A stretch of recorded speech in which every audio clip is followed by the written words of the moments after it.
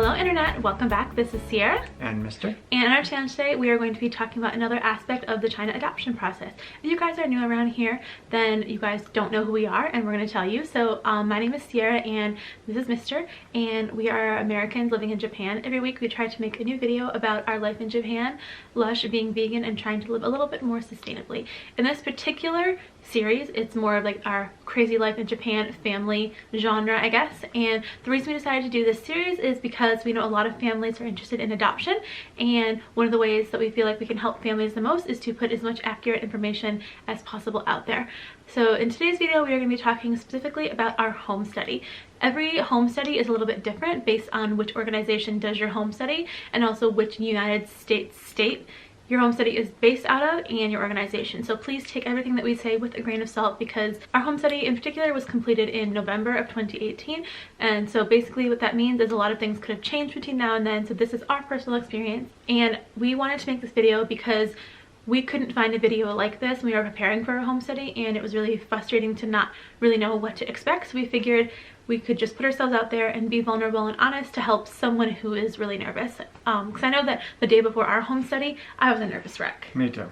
Like, I mean, the home study itself is a process, but when it came to our home study visit, I felt like I don't have an anxiety like problems, but I was starting to wonder if like this whole thing was triggering some kind of like problem. It was awful. Anyways, okay, so that's what we're going to talk about today. So in this video we are going to kind of break it up into a like couple of different sections. First we are going to talk about what a home study is, really short and brief, and then we're going to talk about the steps leading up to your actual home visit, and then we're going to talk about what happened during our home visit. And I'll put the time steps down below if you guys want to just skip to those individual parts. I totally understand that. Anyways, let's get started. Okay. So first thing we're going to talk about is a home study. So Mr., what's a home study?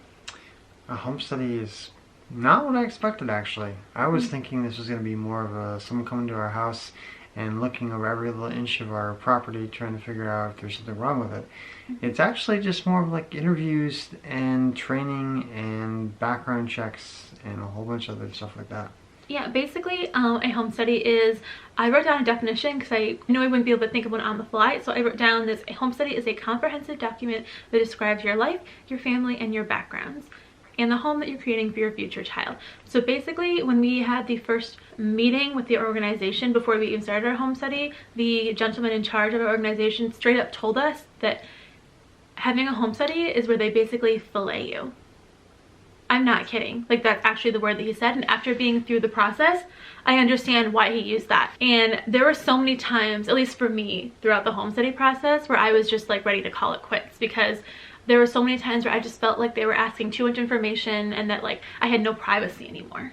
Not that we had anything to hide, because obviously we get it through the home study, but I just like, why do they have to know that about me? Why do they have to know that about me? Why is that their business? Well, the reality is that these people are going to give you a child, and they know very well that once you come home, you can do anything that you really want to do to this child, and there's nothing they can do about it. So I understand why they want to know everything about you and all of your history and talk to basically everyone in your life. Honestly, I think that these people definitely know more about us than we do, which is very scary. We did like background checks and stuff, and we didn't get copies back of those, I don't think. Did background we? checks? Yeah. Yeah, we got a notification of all the state as well as the... But did they give us a report of what came back on, or if anything, or like what the whole report said? I don't recall. I don't think so. Anyway, yeah. But anyways, basically our organization knows more about us than we do by the end of all of this. So anyways, that's a home study. So it's basically where they chop you up into pieces and they dissect you and they decide whether or not you would be a safe home for a child. Sounds terrifying, because it kind of is. Okay, so now we're gonna move into the different parts of your home study. As Mr. already said, they do the visit, which is very important. But then there's tons and tons of different types of paperwork that you have to do. So this is going to get kind of boring, and I'm really sorry. I'm just going to kind of read off of a list. I did go into our organization's website and I pulled all the names of the documents that we did so I could give you guys the most accurate information. So first part was background checks. Do you want to tell them about the different type of background checks that they did? Yeah, so basically they go through a abusive background check, a criminal background check, and it's basically everywhere you live. So we had to do all kinds of different locations where we lived, background checks.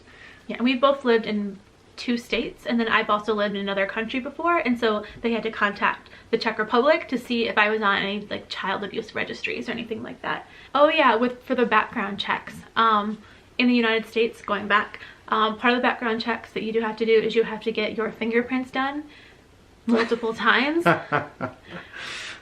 Oh my goodness. Apparently she had problems with that. Oh my gosh. Yeah. I don't remember. Maybe it wasn't the home study. Maybe it was one of the other forms. But regardless, you have to do an FBI background check as well.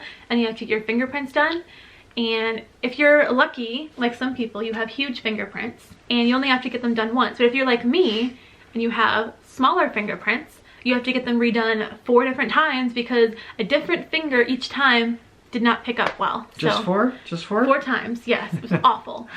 And you have to pay for that every single time, so that's frustrating. And depending on where you live, like we were very lucky. We live in a place where, because of his job, it was covered and it was free. But in some states, it's like $50 to $60 or $70 to get it done every time. So times that by 4, however many times it takes.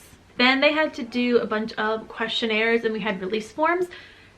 You have to sign release forms because these people are digging into your past and they're looking through all your records and they may or may not find something out about you that you don't want them to know. So you have to sign like an authorization form that says they can dig into your past, basically.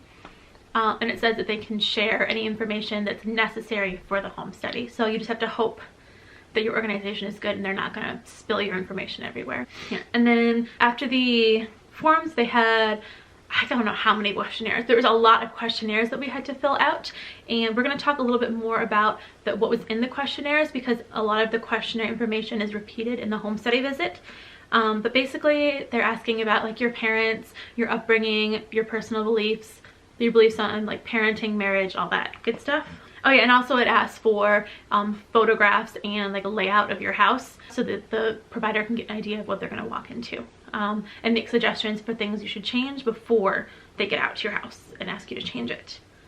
And you have to fill out also something called a guardianship plan, which is, I guess, maybe like almost like a godparents plan. That's what I would view it as. Yeah, I guess that's what it used to be called back in the day. But in the adoption world, it's a guardianship plan.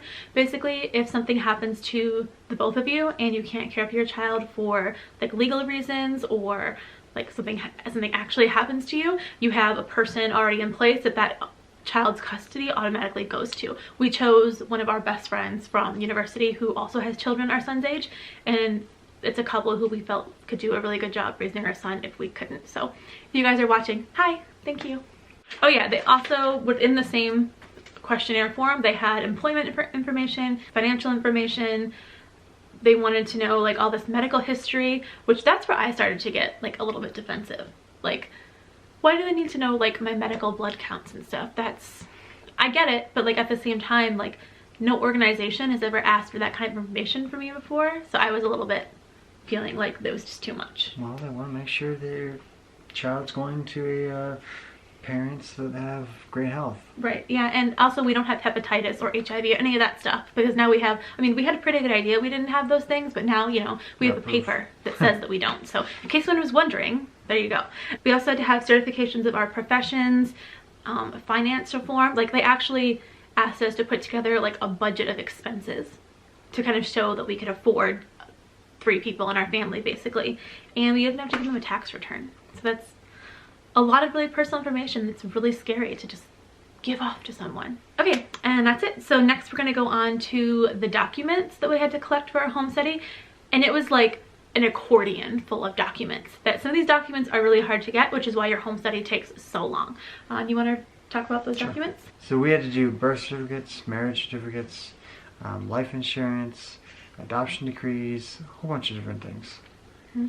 Yeah, and they couldn't just be like photocopies. They had to be like certified copies. So for example, like even though we had our own birth certificates that our parents gave us when we were born, a photocopy of that wasn't good enough. We actually had to contact the states we were born in and order a new birth certificate because apparently they expire every 6 months. Yeah, you know what I mean? I thought your birth certificate was good for life, not in the adoption world.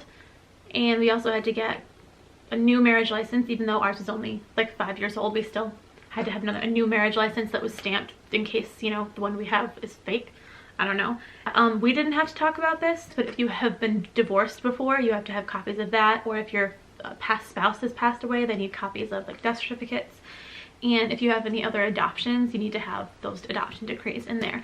I'm sure they probably just need a copy of that because I don't know how you would get a new adoption decree. But yeah, if you're thinking about doing a home study for China or really any country, you're going to need these documents, so start figuring out where you're going to collect them and how much it's going to cost. Next part of the home study preparation process is we had to write autobiographies. Do you remember what was in your autobiography? Just my history. Yeah, pretty much. Like, they kind of just want to know like the story of your life. Like, where did you grow up? What was your family structure like? All that kind of stuff. And what else did they have us do? We had to do a lot of training. A lot of people think a home study is just kind of like interviews and background checks. No, there's even more to your home study. We had to do, how many hours was it?